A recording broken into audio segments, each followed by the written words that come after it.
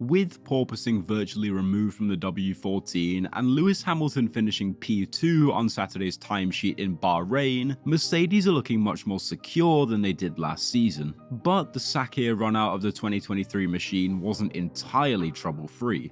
Day 2 was far from ideal for Hamilton, with the Brit finding it tricky to control the car. Even worse, Russell only managed to complete 26 laps in the afternoon practice before a hydraulics issue ended it early and brought out the red lights. Hamilton rated the 2022 car as one of the worst he has raced in Formula 1, but Mercedes has continued to use the zero-pod design from the W13. Giving it one last whirl, the Brackley engineers conclude that the idea was not to blame for porpoising. Nevertheless, during that Friday session, Ted Kravitz of Sky Sports drew attention to a rumour that Mercedes has a backup concept in the works. I believe they have a plan B in production, and if they need to, they can go to a plan B, which is the Red Bull or Ferrari style of doing things in the middle of the season. Kravitz sought clarification from Mercedes technical director Mike Elliott, with the British engineer telling Sky Sports, "So there is bodywork coming, it will look different, it won't look like somebody else's, it will look like an evolution of ours, that's on its way."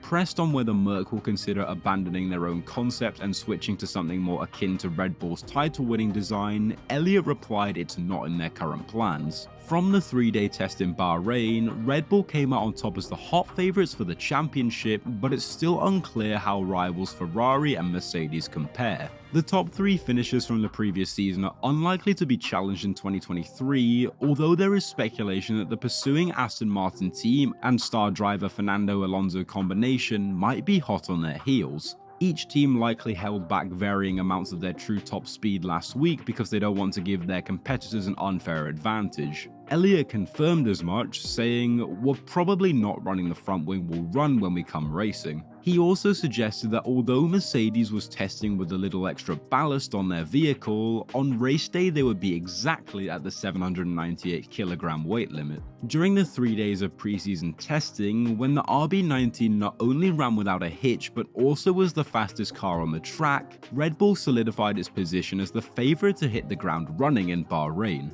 With an overall best time of 1 minute and 30.3 seconds, Sergio Perez finished 3/10 ahead of Lewis Hamilton on the final day. Red Bull's improved performance is partially due to the RB19's lack of bouncing. Notable from last season when team boss Christian Horner went to war against his Mercedes counterpart Toto Wolff over porpoising, this year's RB19 is also able to run closer to the ground than any other car.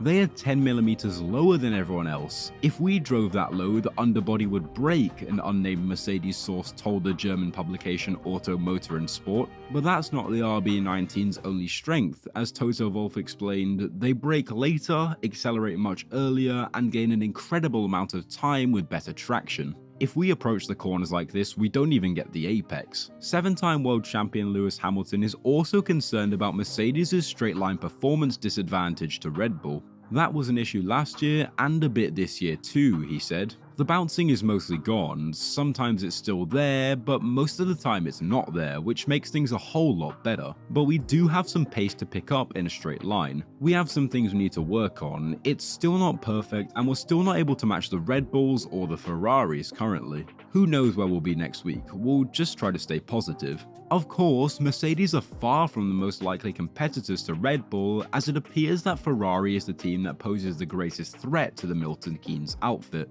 While Red Bull bolted on softer tyres in the evening when the track had cooled and Sergio Perez set the fastest time of the test, and other teams undertook their final performance runs as well, Ferrari's run plan meant it slid down the order. Drivers Charles Leclerc and Carlos Sainz finished the test 4th and 5th on the timesheets, 7/10 behind Perez and in front of a Mercedes and an Alfa Romeo due to performance work they completed earlier in the day. It raised more doubts about Ferrari's potential true pace. On the final day of the test, however, new Ferrari team principal Fred Vasseur reassured the media, saying, "When we put everything together, the pace looks okay."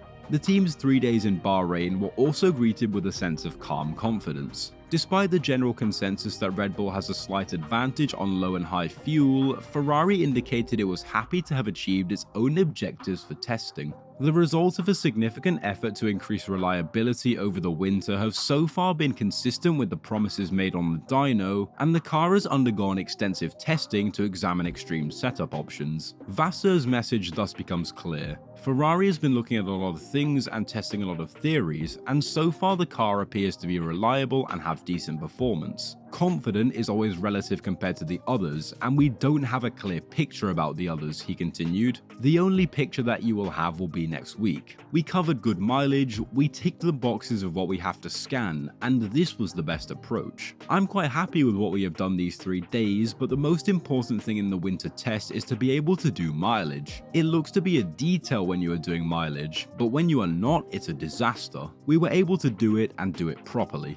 Ferrari, in contrast to some other teams, showed little interest in using the C4 or C5 tyre after the track had cooled. Leclerc's 1 minute 31.024 seconds recorded early in the morning, just half an hour into the race, and Sainz's 1 minute 31.036 seconds recorded in the middle of the afternoon were the fastest laps on the C4. While Sainz's afternoon performance laps briefly moved Ferrari to the top of the times, Vassar had little interest in analysing the pecking order at that point. He said it was irrelevant to be competitive at high temperatures, and that even with Red Bull looking so strong, it would be a mistake to go for a more like-for-like comparison at the end of the day. If you start to change because Red Bull is faster or slower, we lose the path of the 3 days. Like all teams, Ferrari established that path well in advance. To focus on trying to put everything together at 7 PM because the track is the fastest at this time would mean losing your day, which was unfortunate for anyone hoping to see more of the Ferrari's potential in the evening.